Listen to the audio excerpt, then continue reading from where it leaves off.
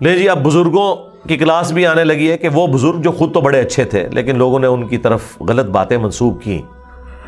تو اللہ تعالیٰ فرما رہا ہے وَيَوْمَ نَحْشُرُهُمْ جَمِيعًا، قیامت کے دن ہم سب کے سب لوگوں کو اکٹھا کریں گے. ثُمَّ نَقُولُ لِلَّذِينَ أَشْرَكُوا مَكَانَكُمْ أَنْتُمْ وَشُرَكَاؤُكُمْ. تو اللہ تعالیٰ فرمائے گا ذرا تھوڑی دیر کے لیے رک جاؤ میدان محشر میں، تم بھی اور جن کو تم اللہ کے سوا پکارا کرتے تھے. اگر تو وہ خود ہستیاں بری تھیں تو ظاہر ہے وہ بھی جہنم میں جائیں گی، اور اگر خود نیک تھیں تو صرف ان کی ذلت میں اضافہ کرنے کے لیے جو لوگ انہیں معبود بنائے ہوئے تھے اللہ تعالیٰ ان کے ذریعے ان کو بے عزت کروائے گا. یعنی عیسیٰ ابن مریم وہ تو وجیہن فی الدنیا والآخرہ ومن المقربین ہے، لیکن جن لوگوں نے ان کے بارے میں ڈیوینٹی کلیم کی تو عیسیٰ ابن مریم کو بھی اللہ تعالیٰ کھڑا کرے گا. ہاں جی بتاؤ میں نے کہا تھا کہ یہ کیا جائے. وہ اعلان برات کر دیں گے اپنے ماننے والوں سے. سورۃ المائدہ کے آخری رکوع میں تو پوری وہ گفتگو بھی آئی ہے جیزس کرائسٹ کی اور اللہ تعالیٰ کی قیامت کے دن.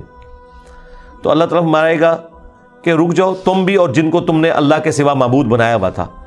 اگر تو وہ خود کلیم کرتے تھے تو وہ بھی مجرم ہے، اور اگر لوگوں نے ٹھہرا لیا تھا تو ان کا قصور نہیں، صرف ماننے والوں کا. فَزَيَّلْنَا بَيْنَهُمْ، تو پھر ہم ان کے آپس کے رشتے کو منقطع کر دیں گے. وَقَالَ شُرَكَاؤُهُمْ مَا كُنْتُمْ إِيَّانَا تَعْبُدُونَ، تو جن شریکوں کے اوپر ان کو بڑا زوم تھا نا وہ کہیں گے تم تو ہماری کوئی عبادت نہیں کرتے تھے. بھائی ہمیں تو کوئی پتہ نہیں ہے، ہمارے جانے کے بعد تم نے ہمارے ساتھ غلط عقیدے منسوب کیے ہوئے تھے، ہمیں تو وہ انکار ہی کر دیں گے. یعنی یہ تو کہتے ہیں نا کہ وہ کہتے ہیں کہ ہم اس وقت تک جنت میں نہیں جائیں گے جب تک کہ اپنے سارے مرید نہ لے جائیں. او مرید مننے تو انکار کر دیں گے تو وہ کہیں گے اسی تھوڑے بابے آئی نہیں بھائی نٹو ادھروں تھوڑا کے ساتھ لینا دینا. اب مجھے بتائیں جن ہستیوں کے اوپر ان کو مان تھا اگر وہ ہستیاں کہیں کہ نسو ادھروں کوئی لینا دینا ہی نہیں ہے تو اس وقت ان کی ذلت کا کوئی اندازہ کر سکتا ہے. اور جو ہستیاں خود 2 نمبر ہوں گی وہ تو ان سے پہلے جہنم میں پہنچی ہوئی ہوں گی. وہ سورۃ الاعراف میں اللہ تعالیٰ نے فرمایا کہ جب بھی کوئی امت جہنم میں داخل کی جائے گی وہ اپنے سے اگلی امت کے اوپر لعنت بھیجے گی اور کہے گی یا اللہ انہیں دگنا عذاب دے. سورۃ الاحزاب میں بھی آیا کہ ہمارے بزرگوں کو دگنا عذاب دے. تو اللہ تعالیٰ فرمائے گا کہ تم سب کے لیے دگنا عذاب ہے، بے فکر وہ تو آڈی بھی ڈبل سینچری ہے. کیوں کہ تم بھی اپنے آنے والوں کے لیے پیشوا بنے نا، تو تمہیں دگنا عذاب دیا جائے گا. تو یہاں پہ بھی وہ اعلان برات کر دیں گے اگر نیکوکار ہوئے، اگر برے ہوئے تو وہ خود بھی چیخیں مار رہے ہوں گے. فَكَفَى بِاللَّهِ شَهِيدًا بَيْنَنَا وَبَيْنَكُمْ، پس اللہ ہی کافی ہے گواہ ہمارے اور تمہارے درمیان. إِن كُنَّا عَنْ عِبَادَتِكُمْ لَغَافِلِينَ، ہم تو تمہاری عبادت سے پرستش سے غافل تھے. یعنی عیسیٰ ابن مریم کہ ہمیں تو پتہ ہی نہیں ہے کہ تم نے یہ کچھ کیا ہے، ہمیں تو پتہ ہی نہیں تھا، تم نے ہماری طرف ایسے غلط عقیدے منسوب کیے.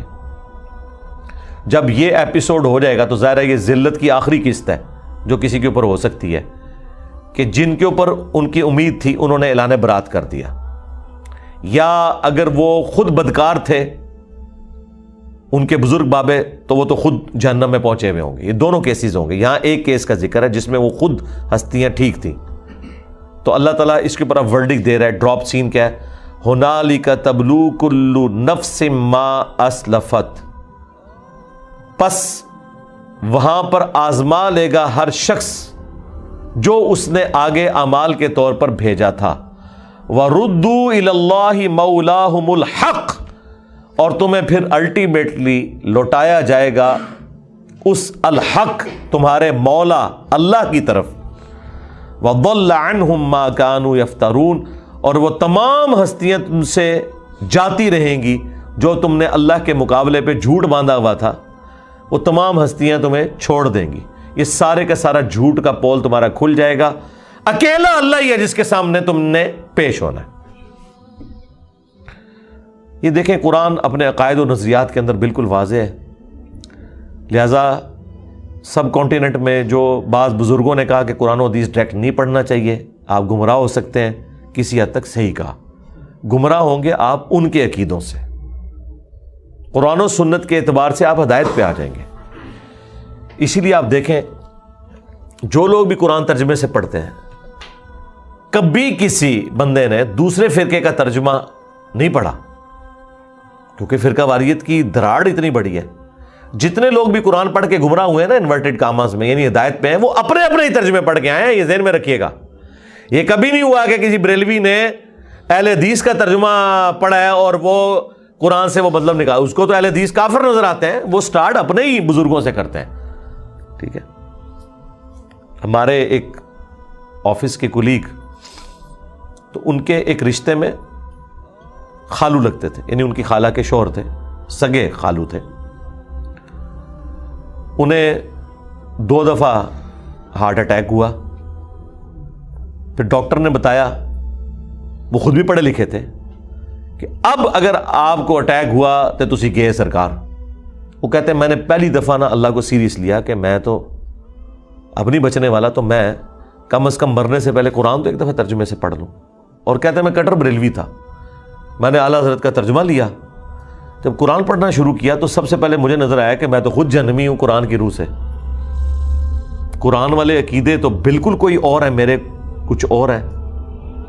چند مہینوں کے اندر نہ صرف انہوں نے اپنے عقائد کی اصلاح کی, بلکہ بخاری مسلم بھی لے کے آئے, اور نماز بھی سنت کے مطابق رفع الیدین کے ساتھ شروع کر دی, رکوع میں جاتے وقت اور رکوع سے اٹھتے وقت. وہ کہتے ہیں میں نے کبھی سوچا بھی نہیں تھا کہ میں نے کسی اور فرقے کی طرف جانا ہے, لیکن قرآن و سنت جب ہے ہی ہمارے خلاف تو ہم کیا کریں. اور ترجمہ کس کا پڑھا؟ اعلیٰ حضرت کا, کیونکہ اعلیٰ حضرت نے بھی ایاک نعبد و ایاک نستعین کا ترجمہ یہی کیا, اے اللہ تیری ہی عبادت کریں تو جی سے مدد چاہیں. اس کے بعد اگر وہ عبد القادر جیلانی کو پکارتے رہے, منقبتیں لکھتے رہے, اور اپنے آپ کو عبد القادر جیلانی کا کتا کہتے رہے, تو یہ ان کا اپنا ایک عقیدہ تھا. قرآن میں اللہ کے فضل سے صحیح لکھا ہوا تھا انہوں نے. تو یہ ذہن میں رکھیے گا. اسی لیے میں نے کبھی بھی کسی کو نہیں کہا کہ آپ فلاں کا ترجمہ نہ پڑھیں. ہاں مجھ سے کوئی پوچھے تو میں بتا دیتا ہوں کہ یہ بہتر ترجمہ ہے, لیکن میں کہتا ہوں نہیں, آپ اپنے فرقے کا ہی پڑھیں, اس کے بعد اس کو بھی پڑھ لیں, مولانا مودودی کے ترجمے کو, تاکہ کل کو کوئی آپ کو گلا نہ کر سکے کہ مودودی نے خود سے قرآن میں کوئی چیز داخل کر دی. آپ خود پڑھ کے دیکھ لیں کہ اعلیٰ حضرت نے بھی یہی ترجمہ کیا ہوا ہے. اور آج کے دور میں تو کوئی ایسا ایشو نہیں ہے. مجھے نہیں سمجھ آتی, آج تک کبھی نہیں ہوا کہ BBC یا CNN کی کوئی پٹی چل رہی ہو اور دنیا میں آدھے لوگ اس انگریزی کی پٹی کا کوئی اور ترجمہ کریں اور آدھے لوگ اور کریں. ایسا ہوا ہے کبھی؟ ایون الجزیرہ ٹی وی کے اوپر جو عربی میں پٹیاں چل رہی ہوتی ہیں, اس کا بھی ترجمہ 2 عربی جاننے والے مختلف نہیں کرتے. قرآن کے حوالے سے یہ کیوں جھوٹ مشہور کر دیا جی ترجمے بدل دیے؟ ترجمے نہیں بدلے ہوئے, الفاظ کا چناؤ ڈیفرنٹ ہے, بالمفہوم ترجمہ ایک ہی ہے. خواہ کوئی ترجمہ کرے بسم اللہ کا اللہ کے نام سے شروع, کوئی کرے شروع کرتا ہوں اللہ کے نام سے, کوئی کہے شروع اللہ کے نام سے, کوئی کہے اللہ کے نام سے شروع کرتا ہوں. یہ 4 میں نے پاسبلٹیز بتائی ہیں, چاروں درست ہیں. شیطان کے نام سے کسی نے شروع نہیں کیا. یار 10 صحابہ ہونا, انہیں بھی آپ کہنا ہے کہ یہ قرآن ہے, انگریزی ان کو سکھائیں, PhD کرا لیں انگریزی میں, اس کے بعد کہیں قرآن کے ایک صفحے کا ترجمہ جو ہے نا انگریزی میں کر دو, تو کیا 10 کے 10 ایک طرح کے الفاظ یوز کریں گے؟ نہیں. ہاں مفہوم ایک طرح کا ہوگا. تو ایک زبان دوسری زبان میں جب ٹرانسفر ہوتی ہے تو الفاظ کے چناؤ میں فرق ہوتا ہے, مفہوم ایک جیسا ہی ہوتا ہے. یہ دھوکہ دینا بند کریں. اس لیے میں نے اس پہ ایک ویڈیو ریکارڈ کرائی تھی, قرآن کی 8 ٹرانسلیشن اور علماء کا دھوکہ. اس میں نے فزیکلی کیمرے میں دکھایا کہ دیکھ لو الفاظ کے چناؤ کا فرق ہے, لیکن بات ایک ہی ہو رہی ہے. دنیا میں بھی ایسے ہی ہوتا ہے. چلیں ان کو تو چھوڑ دیں, ایک فرقے کے جو 10 علماء نے ترجمے کیے وہ آپس میں ایک جیسے کیوں نہیں ہے؟ اگر یہ کہتے ہیں کہ وہابیوں نے اور ترجمہ کر دیا, دیوبندیوں نے اور کر دیا, بریلویوں نے شیعہ نے اور کر دیا, تو ہونا چاہیے کہ اعلیٰ حضرت اور پیر کرم شاہ صاحب کا ترجمہ تو ایک ہونا چاہیے نا, وہ بھی ایک نہیں ہے. تو 202 جو فراڈ کی نہ کیتا ہے وہ پھر میرے لیے گل کریں گے نہیں جی دیکھو مفہوم تو ایک بیان ہوا ہے نا, الفاظ کا چناؤ فرق ہے. تو سرکار دوسروں نے بھی یہی کیا ہوا ہے. 2-4 جگہ پہ آپ کو اختلاف ہو سکتا ہے الفاظ کے چناؤ پہ, وہ بھی آپ کے اپنے سینس میں, اس سے فرق کوئی نہیں پڑتا.